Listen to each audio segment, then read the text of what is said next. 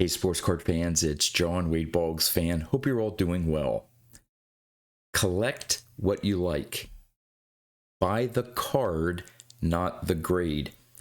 Those are two common pieces of advice we like to give each other within the hobby.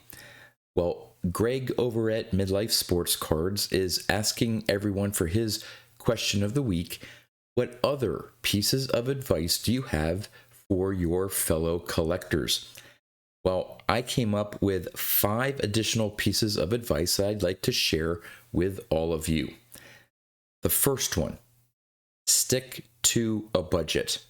Now, unless you're involved in the hobby as a living, buying and selling cards to make a living, we all have a certain amount of money that we can devote to the hobby. The main priority, of course, is to make sure that your household bills are taken care of, your mortgage, your car loan, the electric bill, maybe set aside some money for savings. If you're married, you got to make sure that you keep your spouse happy as well. And after all of that is taken care of, hopefully you have some money that you can devote to the hobby. Now, for some of us, that's a small amount, and for others, it's a larger amount. But whatever that amount is, try to do what you can to stay within that budget. I know it's very tempting out there with all the great cards that I'm sure you would love to have in your collection. And with credit cards now, it's just easy to say, okay, I'll buy that card. I'll pay it off in a month or two. I'll be fine. Well, I'm speaking from experience. About 20 years ago, I spent way above my budget or my means. Especially on Wade Boggs cards back at the time. There were a lot of releases around 2005, and I just kept buying and telling myself, well, I'll pay off that balance. I'll be able to pay it off in 1 or 2 months. And kept buying, and well, maybe it'll be 3 or 4 months, and I'll have the balance paid for, no worries. Well, that turned into 6 or 8 months of being able to pay off the credit card balance, and it got worse. And I got to a point where I said, this is not good. I am spending way more money than I have. It just wasn't a good situation, and I really backed up from spending any new money in the hobby and concentrated on paying down that credit card debt, and it took me a while. And from that experience, I vowed that from that point on, I was not going to buy a card that I could not immediately pay for.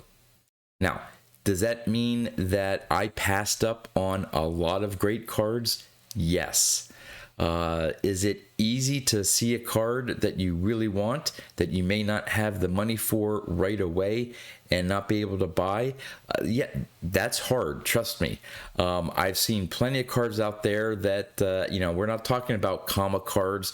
We're talking about maybe a couple $100 cards. But if I don't have the money, I'm not going to extend myself to buy that card and put the rest on a credit card. So trust me, it's a slippery slope once you start, and it may take a long time for you to recoup from paying down those credit card balances. Now, for some of us, we sell part of our collection to help fund new purchases. Downsizing your collection. That's another way to obviously extend the amount of money that you may have available within the hobby. But in general, really try to stick to a budget. You can't buy everything out there. It's impossible.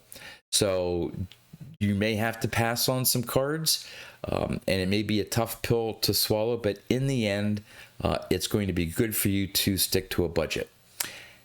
The second piece of advice that I have is try to have some sort of focus within your collection. I know I struggled with that when I first started to build my vintage baseball card collection.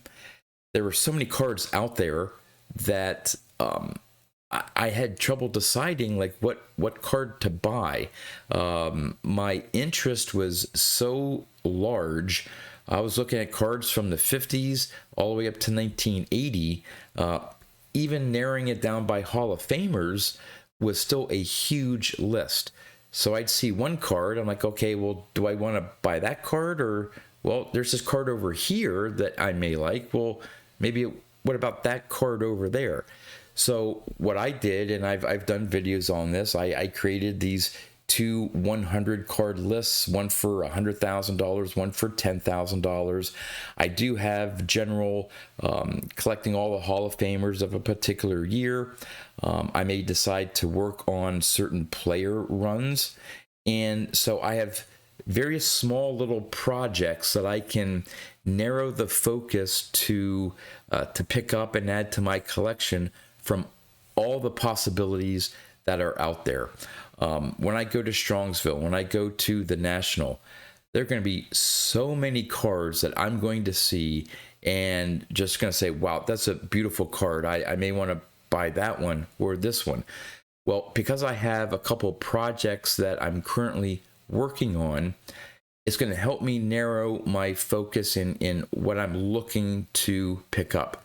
Now, that's not to say that I'm completely limiting myself to a couple of different projects that I'm currently working on.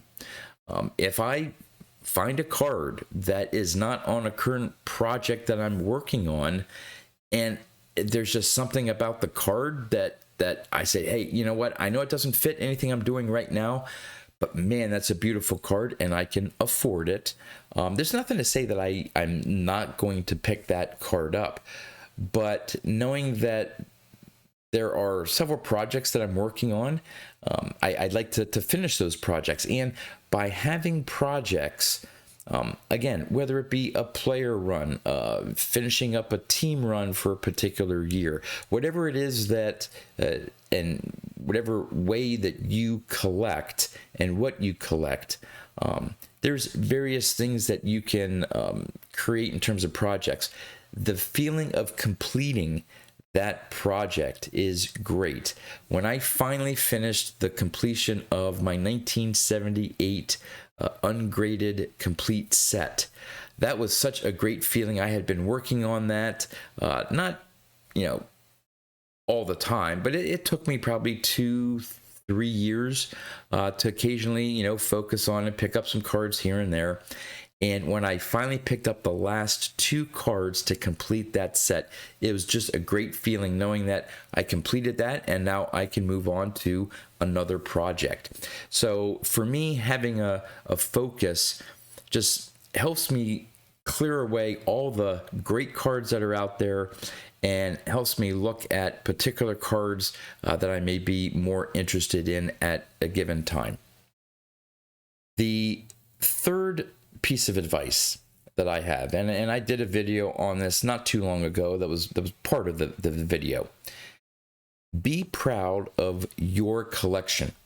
And it's a piece of advice that I have to give myself on occasion because it's easy to look at someone else's collection and be envious. There's always going to be someone with a bigger and better collection than yours. We all have different situations in our life and how much money we can put to acquiring sports cards. And we're not all equal. But it's important for you to step back, see what collection you've been able to build over time, whether it's 6 months that you're just into collecting, or whether it's 6 years, or whether it's 25 years. Be proud of what you have put together, because those are cards that you took the time and effort to say, I want that card in my collection. Now, there may be some times where you take a look at your collection and say, well, you know what? I'm not as interested in these certain cards anymore as I used to be.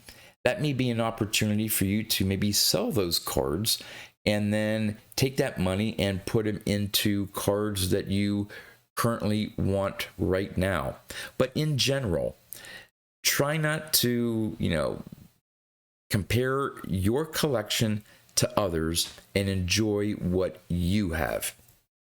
Fourth, my fourth piece of advice is, however you can, interact with the community. Now, of course, we're here you're watching this video here on YouTube. There are a lot of us as members of the YouTube card community, but this goes beyond YouTube.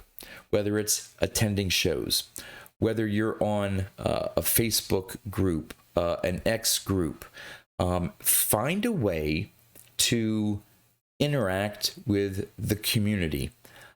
I know that since I've been on YouTube for 5 years now, my level of enjoyment in the hobby has grown exponentially. Prior to being on YouTube, there were maybe a handful of other collectors that I interacted with, and they were mainly fellow Wade Boggs collectors. And I just basically did my hobby by myself. I'd buy a card and I'd enjoy it and move on to the next, but I didn't really have anyone to talk to about the hobby. Well, since I've been on YouTube, I have made so many friends within the hobby. Now, I don't attend a lot of shows. It's basically Strongsville and the National. But my enjoyment of those shows is because I get to meet and hang out with a lot of you within the community that I've become friends with. And it doesn't mean you have to create content on YouTube. You could be a lurker. You could be someone like Mike Petty. He has a channel, but he doesn't create his own content. But you'll see him in live streams. You'll see him doing collaboration videos on other people's channels. And he is a great member of the community. Dawn and I recently had him on Two Guys, One Hobby. So it doesn't mean that you have to get behind the camera and start doing videos, although if you're on the fence, I encourage you to do so. But you can just get on to some live streams that you see. Put yourself out there, and there may be, a collection that you have or a way that you collect or whatever that may be of interest to other channels, and they may invite you on as being a guest. And even beyond YouTube, again, there's other social media that you can be a part of, even if it's just leaving comments from other posts, and they may reply, and you never know what's going to happen through those interactions. You may end up making lifelong friends with someone across the country that you may not have ever met or interacted before, but for social media. And at card shows, strike up conversations with dealers, other collectors that are out at the show. Maybe you'll find someone who shares your particular interest in collecting and can form a friendship. So definitely take advantage of interacting with fellow members of the community.